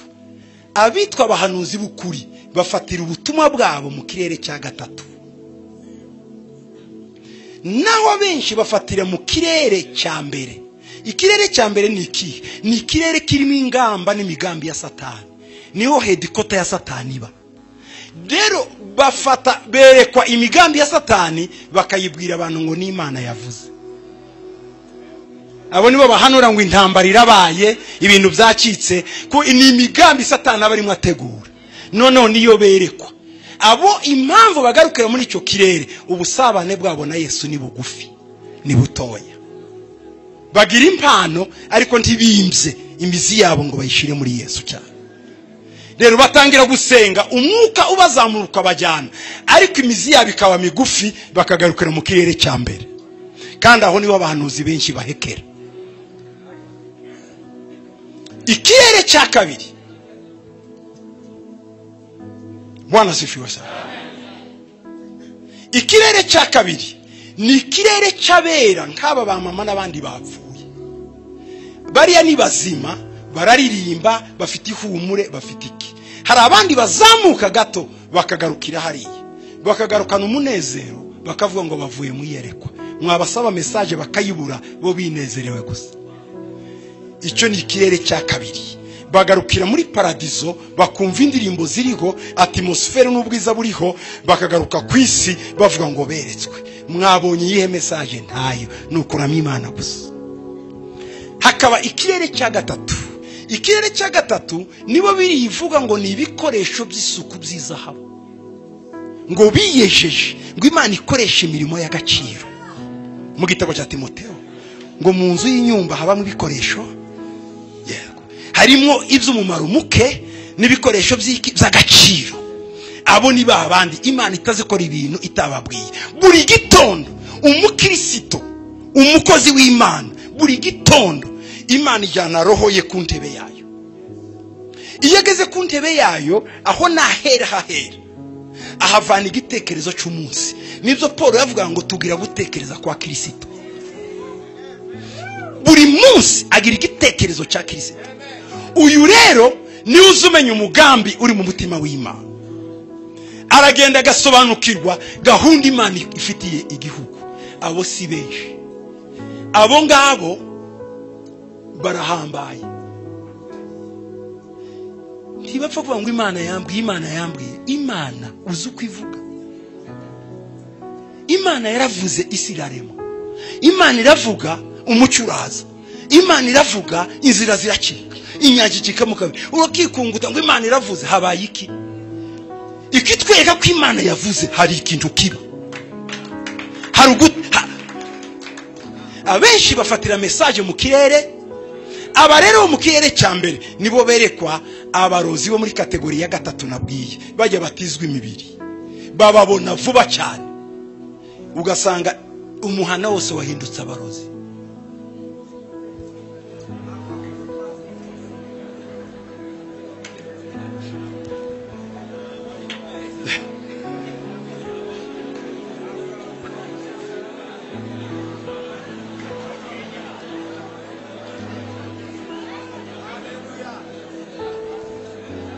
Ntibishoboka. Imana dukorera ntibishoboka ko abantu bose baba baruzi. No. Niba abandi dore uko babarozi bakomeye bagira. Bakoresha abantu babiri. Iyo bashaka kuja muri ya kategori ya kabiri yaba bimenya batabimenya, baragenda bakareba muri famiye yanyu umurozi urimo. Barangiza bakamubwira ngo turashaka ko dutegurira abo uzasiga umaze gupfa. Murabyumva neza? Noneho muri barya bazasiga bagatoranyamo abantu nk'icumi n'abangaye, kuko siko bose baza bashobora amashuri. Barya noneho kubera autorisation munyumve neza, mode passe y'uyu muntu bafitanye amaraso n'isano, basanga ari umuzayifata zasenga igicaniro cye cyarakamye, bakamuhamagara bakamushika, bamushika kitaba, yitaba none akaza mu nzozi, ariko si inzozi aba bahagaze imbere, ariko kuko akingijwe n'agacu gato k'Imana ku buntu bwayo, ntibapfa kumukoresha ibintu byose ngo abyemere, bimwe arabyanga, ibindi akabyemera, abandi bakemera gutyo, biterwa n'intege nke zabo cyangwa se no gukomera kwabo. Ariko abo ngabo bari hagati nabarimo bategurwa kuzaba abarozi. Naho kategori ya gatatu n'abanyantege nke bakoresha imirimo yose y'umwanda kandi nibo bagaragara, nibo bitwa abarozi. Iyo rero ugiye gukubita umuntu mu gitondo ngo waraye undoga, ukubita umuntu utabizi, wangaza umuntu utabizi, utuka umuntu utabizi, nawe nyiri kuyamenya arimo araseka hari agarana.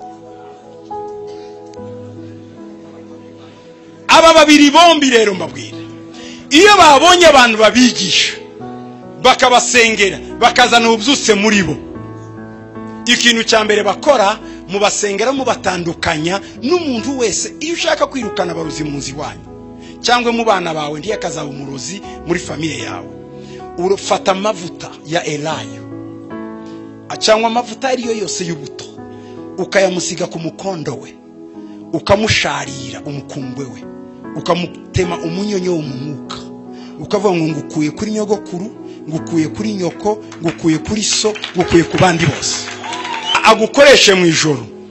Hari ikintu bita ngo ni point de contact, hari ikintu muhuriyeho, swate yivye umwenda wawe cyangwa umusatsi wawe cyangwa inzara zawe cyangwa amaraso yawe yo mu gihe cy'umuhango cyangwa akantu kawe n'amacandwe yawe n'umusatsi. Niyo mpamvu iyo ugiye muri salon de coiffure kwiyogoshesha cyangwa wabadefiriza, iyo urangije wihakana wa musatsi wose, uravuga ngo uyu musatsi umvuyeho mu izina rya Yesu wanjye, kuko upfa kuhava bakawutora. Uwo musatsi rero iyo bawukozeho mu ijoro barari iwawe. Nta myenda mwari mwabura, ugiye se ngo bayijana ari uko ari abakene? No, bayijana kugira ngo izababere telefone rezo, niba gutelefona kuko ari umwambaro wakugiye ku mubiri uritaba. Dore uko bigenda rero, buri cyumweru cyose jya ureba ibintu byawe byagiye cyangwa n'ibitagiye, uvuge ngo umusatsi wanjye ndawihakanye, inzara zanjye ndazihakanye, amacandwe ndayihakanye, imyenda yanjye yatakaye ndazi ndayihakanye mu izina rya Yesu. Iyo byihakanye baraguhamagara bakakubura. Uko niko kubanesha. Ibi mvuga barabizi.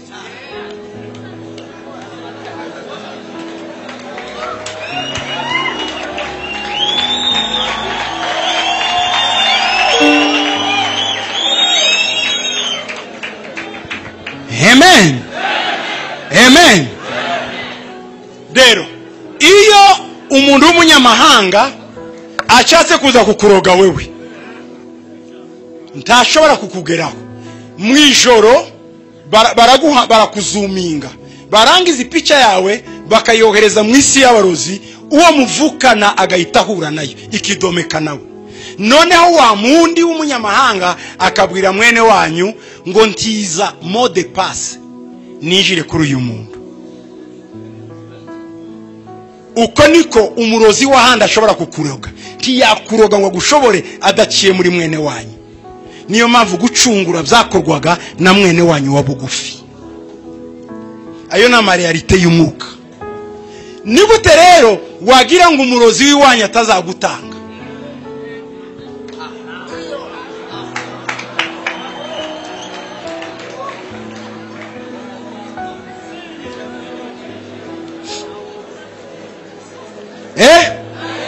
Aho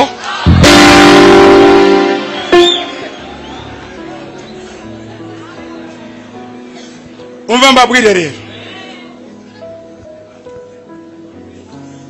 birashoboka ko nta murozi n'umwe we uzi iwanyu, ariko dore uko ubigenza. Uzafata amazina y'abantu b'iwanyu bose muri famiye, bashiki bawe, bakuru bawe, barumuna bawe, mama wawe, papa wawe, ntuzizere n'umwe.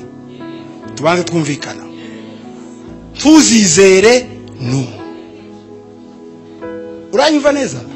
Papa wawe, mama wawe, bashiki bawe, banyogosenge, baramu bawe, ya famiye yanyu bo mwasogokuru cyangwa kwa papa wawe, ubashake wandika amazina yabo. Nurangiza buri umwe wese uhereye kuri nyoko naso umwihakana, umubwiye ngo njyewe ndi uwa Kristo, umukungwe wanje ufatanye na Yesu. Zaburi ya mbere.